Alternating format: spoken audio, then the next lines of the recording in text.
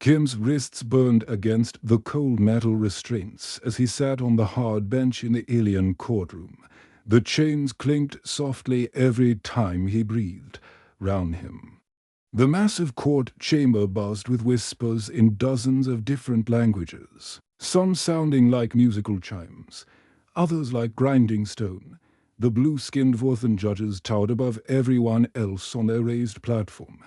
Their 6 arms moved in slow, deliberate gestures as they reviewed the charges on glowing data. Tellets, each judge stood nearly 10 feet tall, their silver robes shimmering under the artificial lighting that bathed the entire room in an eerie purple glow. Kim kept his eyes straight ahead, ignoring the stares from the packed gallery behind him. Dozens of alien species had come to watch today's proceedings. The insect-like Kitoi clicked their mandibles in what Kim knew was amusement. A group of furry, bear-sized Asoni grumbled among themselves, their translator devices crackling with static. Even some of the snake-like serpentines had slithered in, their scales gleaming as they coiled around the specially designed seating at the prosecutor's table. A tall, thin alien with grey skin and no visible mouth stood reviewing his case files. The ethereal spoke through telepathic projection, his words appearing as floating text in the air above his head for all to read. Kim had seen his kind before. They considered themselves the most civilized species in the galaxy, always looking down on what they called primitive emotional beings. Another human vagrant, the ethereal's projected words read, found stealing food from Colony Delta 9's supply depot 3 days ago, when security forces attempted arrest. The defendant assaulted 2 officers with what witnesses describe as unusual combat. Efficiency.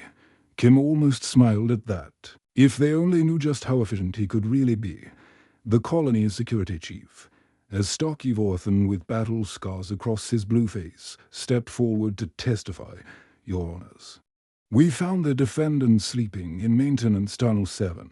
When we approached, he immediately assumed what appeared to be a military combat stance. It took 4 of my officers to restrain him, and 2 are still in the medical bay.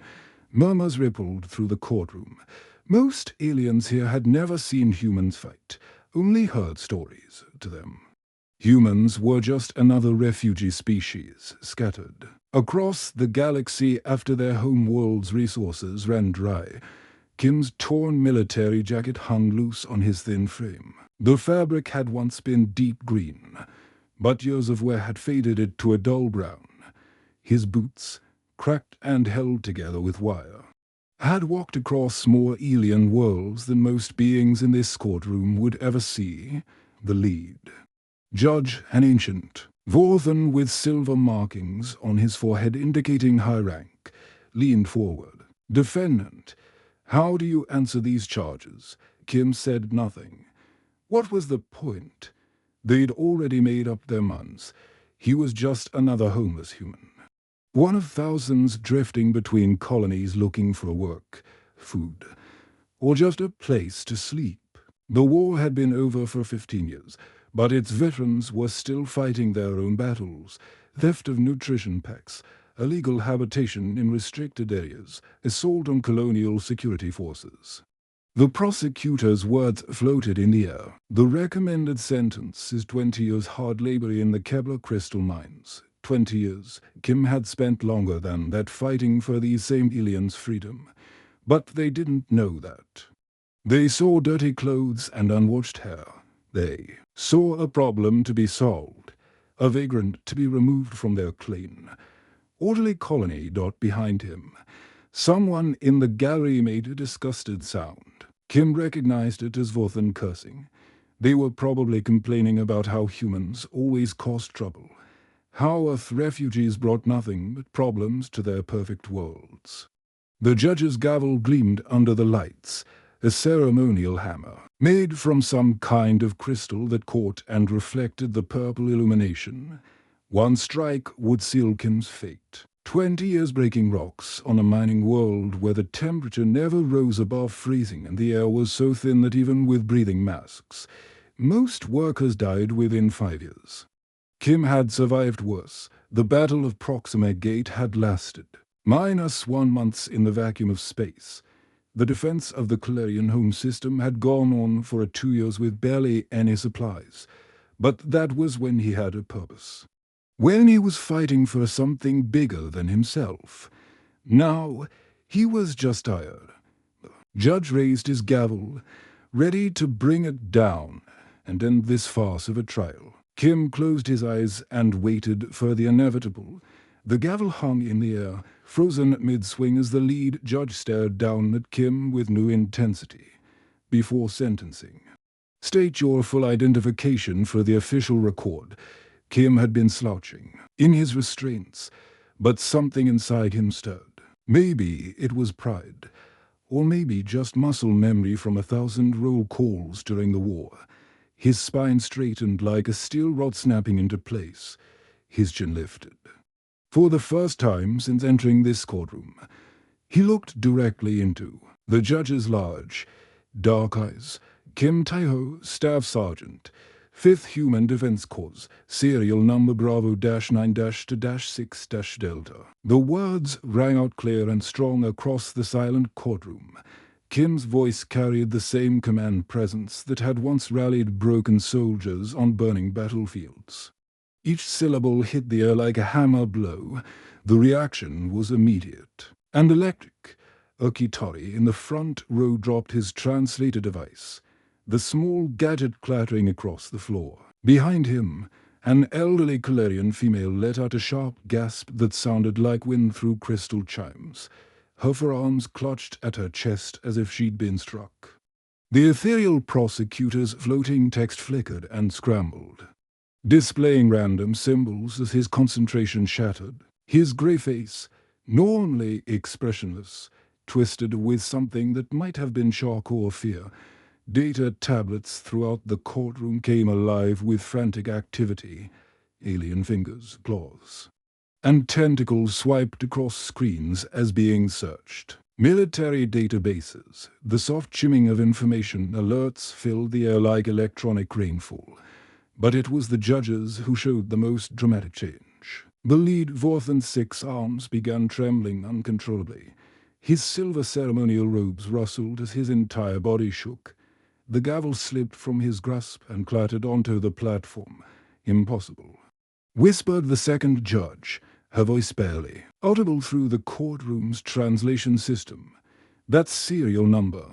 It can't be real. The third judge was already pulling up holographic displays, his four hands working frantically across multiple screens. Military records cascaded through the air in streams of blue light. Service decorations, battle citations, mission reports, all bearing the same serial number Kim had just spoken. In the gallery, a young Vorthan security officer turned to his companion, his voice shaking. My grandfather fought in the Outer Rim campaigns. He used to tell stories about the human defenders, said they were like demons in battle, but angels to those they protected. The Calerian female was on her feet now, tears streaming down her face. Her translator struggled to convert her emotional words into galactic standard. The siege of Keres Prime. My children, they were in the civilian transport that. She couldn't finish the sentence, but everyone in the courtroom knew the story. It was legend across a dozen star systems. More beings began recognizing the name and serial number. A group of Asani traders started growling among themselves, not in anger, but in what Kim recognized as their version of respect. The bear-like aliens had a warrior culture that valued courage above all else. Even the serpentines were reacting. They're normally cold, calculating nature giving way to visible agitation. Their scales shifted color from green to a deep blue, a sign of profound respect in their culture. The courtroom's main security chief, the scarred Vorthan who had testified against Kim, was staring at his own data pad with wide eyes. Sir, he called out to the lead judge, his voice cracking. The facial recognition scan confirmed it. This is really him. Kim sat quietly through all of this, watching the chaos unfold around him. He'd seen this reaction before, years ago when the war had just ended. Back then, he'd been young enough to feel embarrassed by the attention. Now, he just felt tired. The lead judge finally found his voice again. According to these records, you were declared missing in action 15 years ago after the final battle at the Nexus Gate. Intelligence reports suggested you died when the human flagship exploded. I got out, Kim said simply. Ship was evacuating. Civilians. Someone had to stay behind to make sure the engines kept running long enough for the escape pods to clear the blast radius. The prosecutor's floating text had stabilized, but the words now displayed were very different from his earlier confidence. This changes everything. The court must review all evidence in light of this new information. But Kim shook his head. Doesn't change anything. I still took food that wasn't mine. Still fought your security officers. The charges are correct. A Kitori engineer in the back row clicked his mandibles rapidly. The equivalent of human. Laughter. He admits to stealing food rations. But this is the same human who once held off an entire battle fleet with nothing but a damaged cruiser and two functioning weapons. The courtroom erupted in a mixture of sounds, chittering, roaring, musical chimes, and mechanical whirs as dozens of species all tried to process what they were hearing. Ken Tai-ho, the ghost of Nexus Gate, was sitting in their courtroom in chains. The massive holographic screen above the courtroom flickered to life with a soft hum. The purple lighting dimmed automatically as the display brightened, casting dancing shadows across the faces of every alien present. What appeared on screen made the entire gallery fall into stunned silence. The footage was grainy. Recorded from a military drone 15 years ago during the darkest days of the Void War. Explosions lit up the black of space as enemy ships swarmed round a burning human transport vessel. The camera zoomed in on a figure in a damaged combat suit, moving with impossible speed across the hull of the dying ship. It was Kim. But younger, much younger. His face was lean and sharp. His movements precise like a dancer performing a deadly ballet. He carried an energy rifle in one hand and a plasma cutter in the other, fighting his way toward the transport's emergency airlocks where dozens of alien civilians were trapped. This is Battle Archive 77 Alpha, announced the courts. I-System in its mechanical voice. Location, Proxima Sector, Stardate 2387.4. Human Defense Corps Rescue Operation. On screen, young Tai-ho reached the airlock just as enemy boarding pods slammed into the transport's hull. Insectoid warriors poured out, their razor-sharp claws gleaming under the emergency lighting. The civilians behind the airlock. Clarion, families with their children, pressed against the reinforced glass in terror. Kim didn't hesitate. He stepped between the aliens and the door, his rifle firing in controlled bursts. Each shot found its mark, dropping attackers before they could reach the evacuation zone. When his rifle overheated, he switched to the plasma cutter, the tool becoming a weapon in his trained hands. An elderly Kitai in the courtroom translated for his younger companion. His mandibles clicking rapidly. He's using construction equipment as a combat weapon. Impossible precision. Look how he moves, like he can see the future. The footage switched to another angle, showing the transport's bridge where the ship's captain, a Vorarmvorthen, was desperately trying to keep life support running. Hull breach on Deck 7.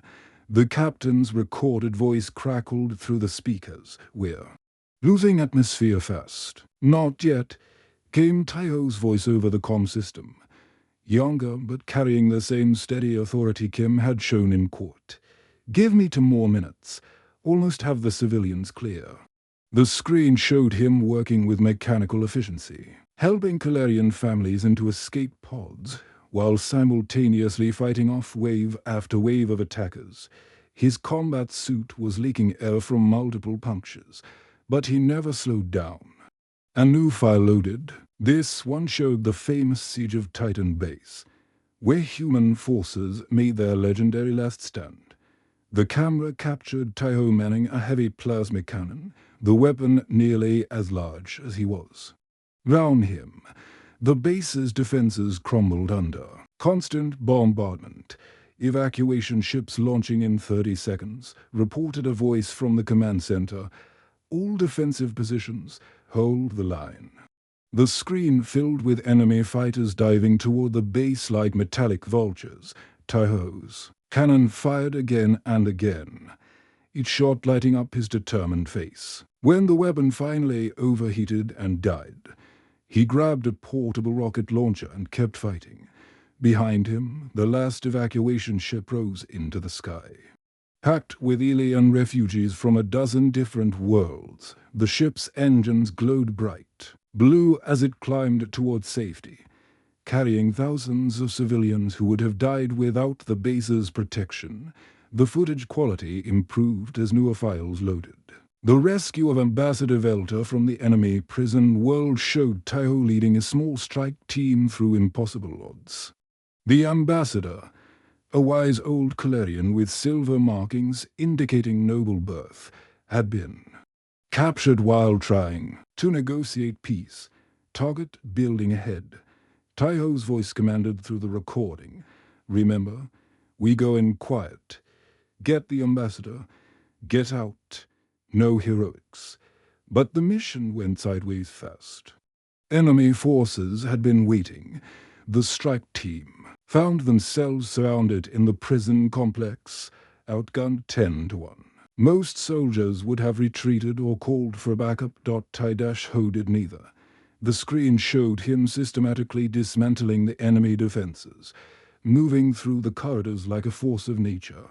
When his team's heavy weapons specialist went down, Taiho picked up the man's plasma cannon and kept fighting. When their demolitions expert was injured, Taiho rigged the explosive charges himself. How does he know how to do everything?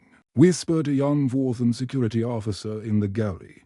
The final sequence showed the defense of the medical colonies, floating hospital stations that treated wounded from all species. Enemy forces had targeted them specifically, trying to break the alliance's will to fight by attacking their healers. Taiho's small squadron of human fighters faced an entire enemy battle fleet. The odds were hopeless. The screen showed his ship, battered and barely functional, weaving between massive enemy cruisers like a tiny bird dodging giants. All medical stations. Begin emergency evacuation. Taiho's voice commanded over the comm. Channels. We'll buy you as much time as we can. His fighters' weapons were running low on power. His shields were failing. But he kept fighting, drawing enemy fire away from the hospital ships. One by one, the medical stations jumped to hyperspace, carrying thousands of wounded to safety. The footage ended with Taiho's ship disappearing in a brilliant explosion as he rammed it into an enemy sea. Bruiser's bridge. The courtroom sat in absolute silence as the scream faded to black. The silence stretched across the courtroom like a held breath. Then, from the third row of the gallery, movement caught everyone's attention. An elderly Calerian female slowly pushed herself to her feet, her forearms trembling with age and emotion.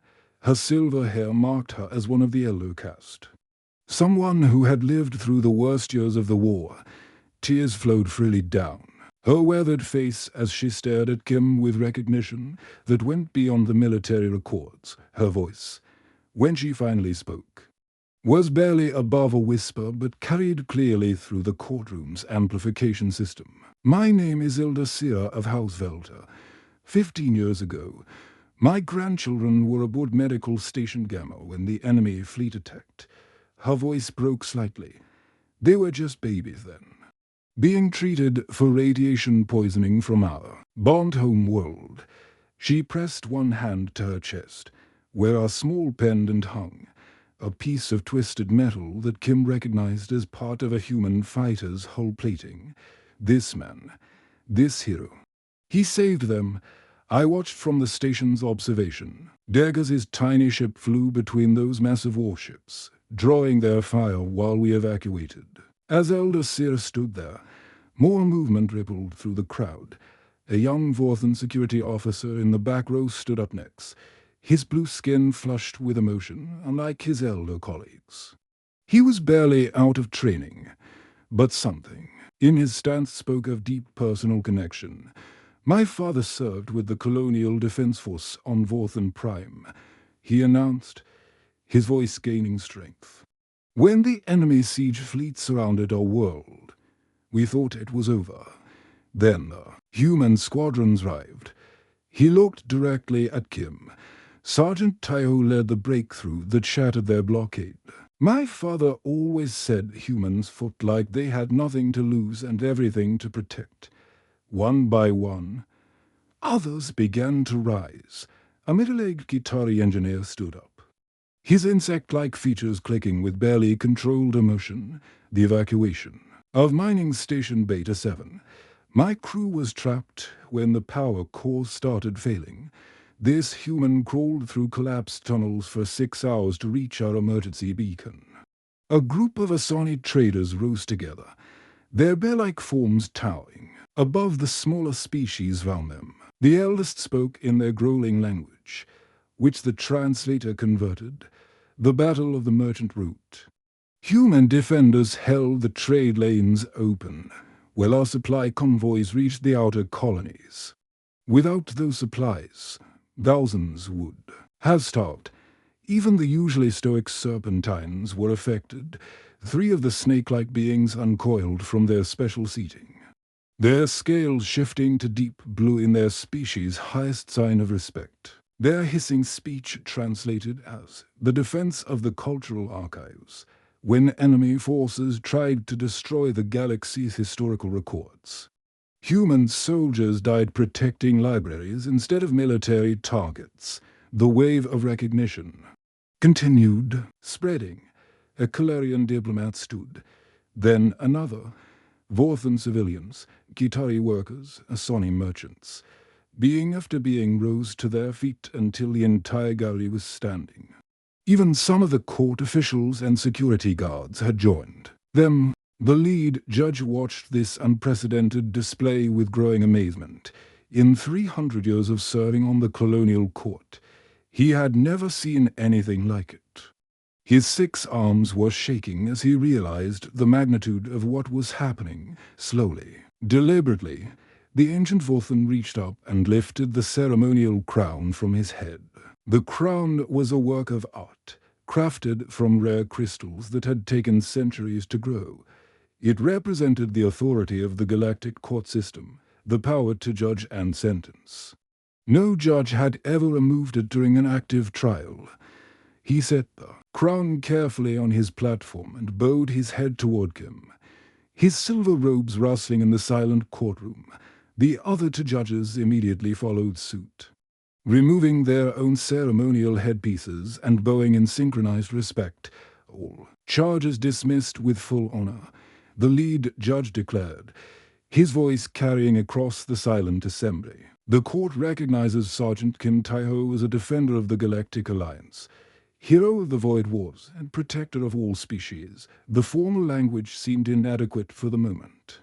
The judge's voice softened, becoming more personal. Sergeant, what compensation does the court owe you? What can we possibly give you that would match what you've given us? Kim had been sitting quietly through the entire display, watching as being after being stood to honor him. His weathered face showed no surprise, no pride. Just a deep tiredness that seemed to come from his very soul. When he finally spoke, his words were so simple they hit like a physical blow. Just a job, sir. A chance to be useful again. The response sent a visible shock through the assembled crowd. Here was a being who could demand anything. Back pay from 15 years of military service, a pension that would make him wealthy, a position of honor in any government, citizenship on any world he chose. Instead, he asked for the most basic thing any being needed, the opportunity to work. A Kitari in the front row made a sound like steam escaping from a broken pipe, their version of incredulous lot. He could demand command of a battle, fleet, and he asks for a job. Elder Seer wiped tears from her eyes and called out, "What kind of work do you want?" Defender. Kim's answer was immediate, as if he'd been thinking about it for years. "Something that helps people. I'm good with security systems, ship maintenance, training new soldiers, anything where I can make a difference." The judge straightened. His decision already made, then you shall have it. The morning sun of Colony Delta 9 cast long shadows across the training ground as Kim adjusted the holographic target system. 3 months had passed since the trial that changed everything, and the transformation was remarkable. Gone were the torn clothes and worn boots in their place. Kim wore the crisp uniform of a colonial defense instructor, complete with a silver badge that marked him as a certified combat trainer. The training facility buzzed with activity as recruits from a dozen different species prepared for their morning exercises.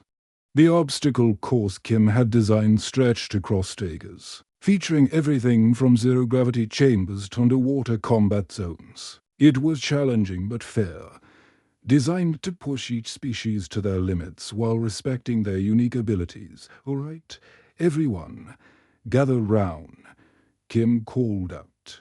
His voice carrying the same authority it had held during the war. The recruits responded immediately. Young Vorthans with their blue skin gleaming in the sunlight, eager Kitari whose mandibles clicked with excitement, and even a few Galarian cadets whose forearms gave them advantages in certain combat situations. Among them was Lee, a young Vorthan female who had joined the program specifically to train under the legendary human defender. Her large eyes sparkled with curiosity as she took notes on every word Kim spoke, treating each lesson like precious knowledge from a living legend. "Today, we're working on tactical awareness," Kim announced, activating a holographic display that showed a three-dimensional battlefield. "Remember, the goal isn't to be the strongest or the fastest. It's to think 3 moves ahead of your opponent," as the recruits spread out across the training ground. Kim watched them with the eye of someone who had seen real combat. The young Vorthan males were eager to prove their strength, often charging headfirst into situations that required more thought. The Kitari worked well in teams, their natural hive-mind tendencies making them excellent at coordinated attacks. The Galarians were natural strategists, using their forearms to multitask in ways that amazed the other species, but it was Lee who impressed him most. She had a natural instinct for reading situations, combined with the patience to wait for the right moment to act. During a simulation exercise, she had successfully outmaneuvered 3 larger opponents by using the environment to her advantage rather than relying on brute force. "Instructor Kim," she called out during a break between exercises, raising her hand in the formal gesture of requesting permission to speak. "I have a question that's been bothering me." Kim nodded, wiping sweat from his forehead with a towel.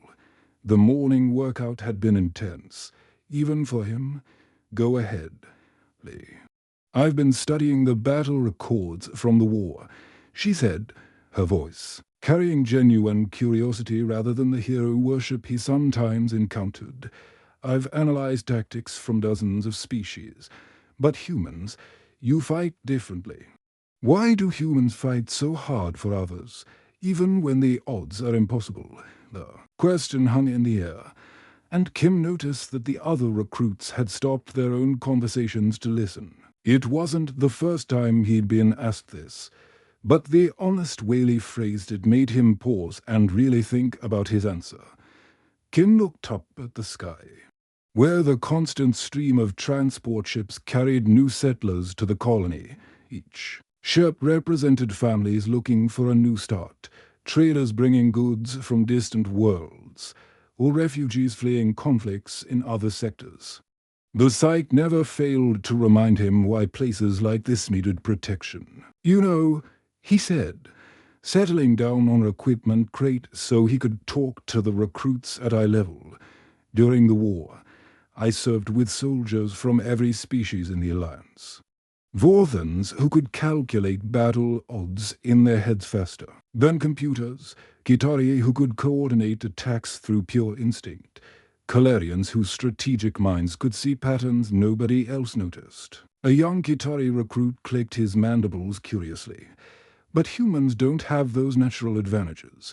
Your reflexes are average. Your strength is middle range. Your technology isn't the most advanced. So why were human units always the ones called in for the impossible missions?" Kim smiled, the same quiet expression he'd worn in the courtroom months ago. "Because someone has to, and because it's right." The simplicity of the answer seemed to catch the recruits off guard. They had expected complex tactical explanations or philosophical discussions about duty and honor. Instead, Kim had given them something much more fundamental. "Look," he continued, gesturing toward the ships in the sky, "every species has things they're naturally good at. Vorthans are brilliant tacticians. Kitari are perfect team players. Kalarians never miss the big picture.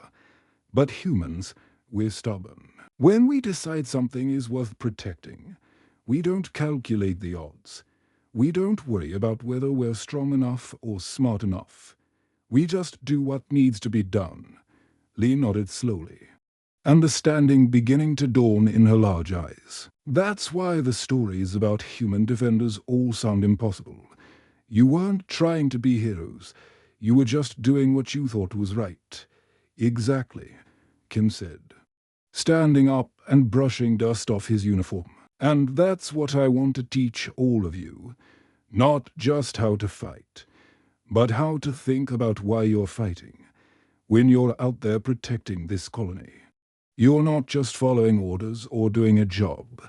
You're making sure families can sleep safely at night. You're giving traders a secure place to do business. You're creating a place where different species can work together." The training session resumed. But something had changed in the way the recruits approached their exercises. There was less showboating, less competition between species. Instead, they began working together, each using their natural abilities to support the other's. As the day ended and the recruits headed back to their quarters, Kim remained on the training ground, watching the sunset paint the sky in brilliant oranges and purples. The homeless veteran who had sat in chains just months ago had found something he'd thought was lost forever, a purpose that mattered. In the distance, another transport ship landed, its cargo bay opening to reveal more families seeking a new life among the stars. Kim smiled and headed toward the facility, already planning tomorrow's lessons. The galaxy was vast and often dangerous, but places like this colony proved that different species could build something better together. That was the human way, not conquering or dominating, but protecting and nurturing. And as long as places like this needed defending, there would always be work for those willing to do what was right. The end.